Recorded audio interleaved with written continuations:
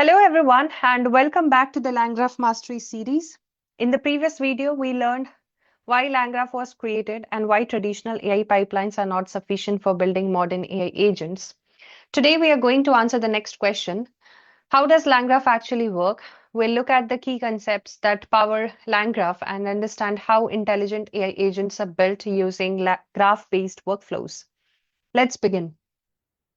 Now, before building any LangGraph application, there are three concepts we need to know. First one is state, second is node, and third is edges, right? Think of state as a shared memory, think of nodes as workers, and think of edges as roads connecting those workers.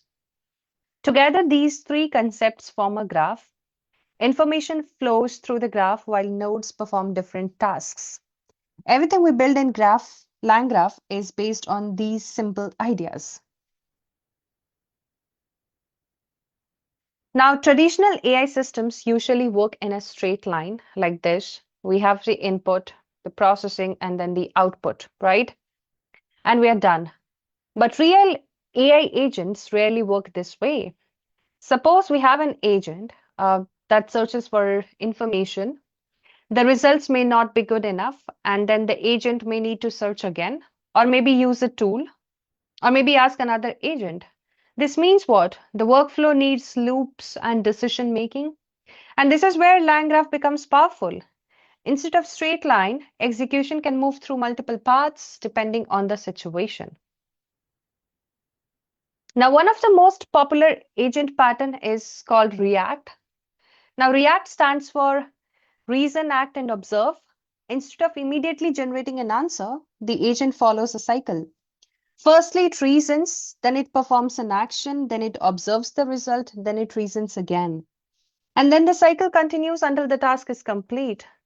This is the foundation of many modern AI agents. So if we visualize it, the agent receives a question, the agent decides whether it needs a tool. If yes, it will call the tool.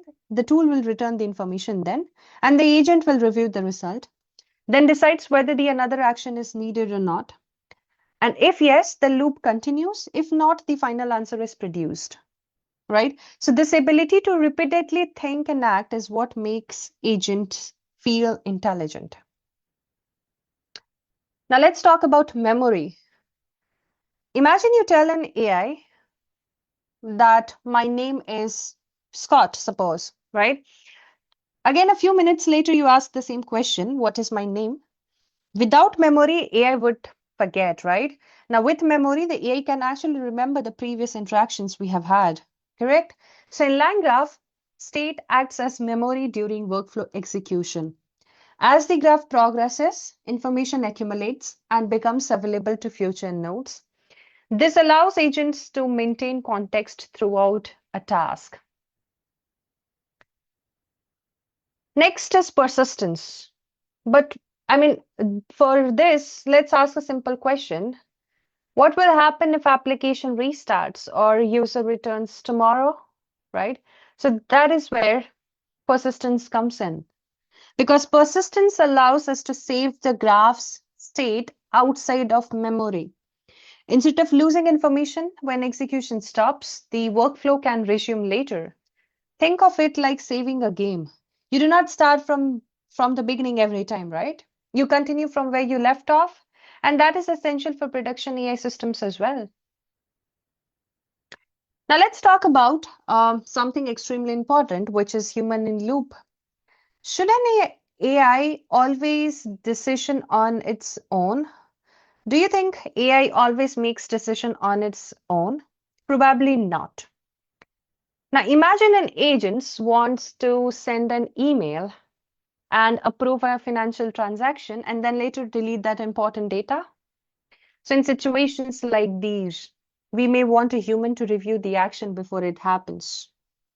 And then this LangGraph allows the workflow to pause because the human then can review the proposed action and then decide whether to approve or reject it. So this concept is called human in the loop. And it's one of the reasons LangGraph is widely used in enterprise applications today.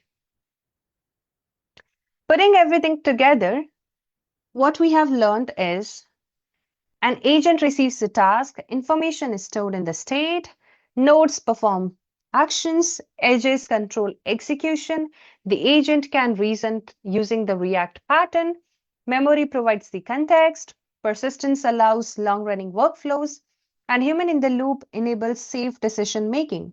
Together, these capabilities transform simple language models into intelligent agents, right? So today we learned the three building blocks of LangGraph: state, node, edges. We learned how LangGraph breaks linear workflows. We explored the React agent pattern.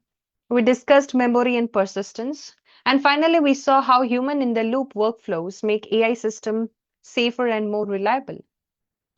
Now that we understand how LangGraph works conceptually, it's time to start building. In the next video, we'll create our very first LangGraph application from scratch.